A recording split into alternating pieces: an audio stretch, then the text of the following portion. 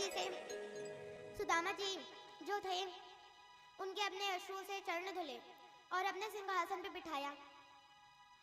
अब सुदामा जी से कहा, सुदामा जी कुछ लाए हो मेरे लिए, भाभी ने कुछ भेजा है? सुदामा जी इतनी बड़ी सभा में वह उन्हें कुछ भी नहीं बोला।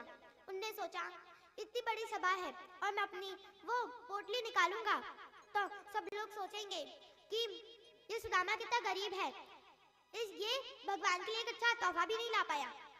इसलिए सुदामा जी ने अपनी पोटली नहीं दी। अब वह नहीं दे रहे थे, श्री कृष्ण जी को तो सब कुछ पता था।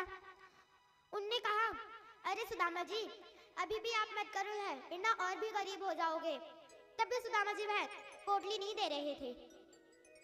अब सुदामा जी से वह पोटली श्री कृष्ण जी ने छीनी तो फिर वह कपड़ा ही इतना बासा था, क्योंकि जो उनकी पत्नी थी वह भी एक ही कपड़े में रहती थी, तो वह इतना खराब था कि जैसे ही उन्हें पकड़ा वैसे ही वह कपड़ा फट गया।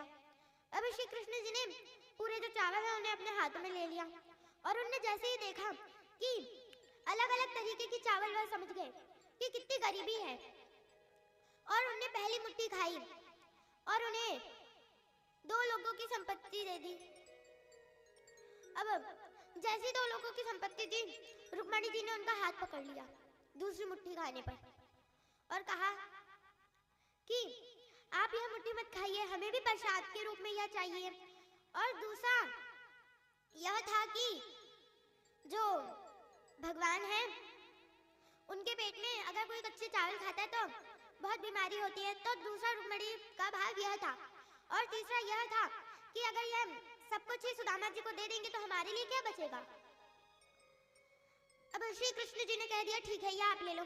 और उसी चावल की उनने उसे बांट के सारी जो 8 पटरानियां और जितनी भी उनकी पत्नियां थी उनने थोड़ा थोड़ा उसे चावलों को खपान कर लिया और कहा कि कृष्ण जी आप ही ये प्रेम के चावल खा लोगे, हमें नहीं खाने दोगे।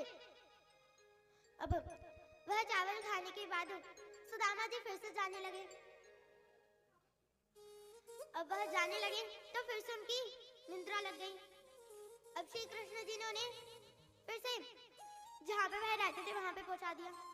अब वहां पे इतना बड़ा राजमहल खड़ा हो गया जहाँ उनका घर था और वहां पे ये जयकारा लग रही थी कि सुदामा जी कहीं पे गए हैं। यह वार्तालाप हो रही थी कि सुदामा नाम का कोई कहीं पे गया है, तो वह जो है वह कहीं पे गया है अपने मित्र से मिलने के लिए श्री कृष्ण जी से, और श्री कृष्ण जी ने इतना सारा सब कुछ उसे दे दिया। अब वहां भी ये वार्तालाप हो रही थी तो सुदामा जी ने सुन ली।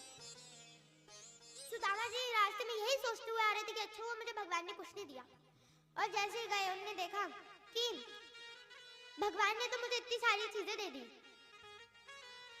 अब जो उनकी पत्नी थी उनने अपनी दासियों को भेजा। अब दासियां उनकी स्वागत करने लगी।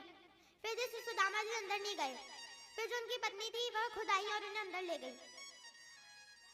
अब सुदामा जी को अंदर ले गई तो फिर सुदामा जी ने कहा क्या बना है, क्या क्या मिला है तुम्हें? तब उन्होंने कहा भगवान ने हमें सोना चांदी हीरे मोती दिए हैं। यह सुन के सुदामा जी ने कहा कि इन्हें ही आज खाते हैं। अब यह सुनकर उनकी पत्नी ने कहा अरे इन्हें कैसे खा सकते हैं, हम तो भोजन ही खा सकते हैं।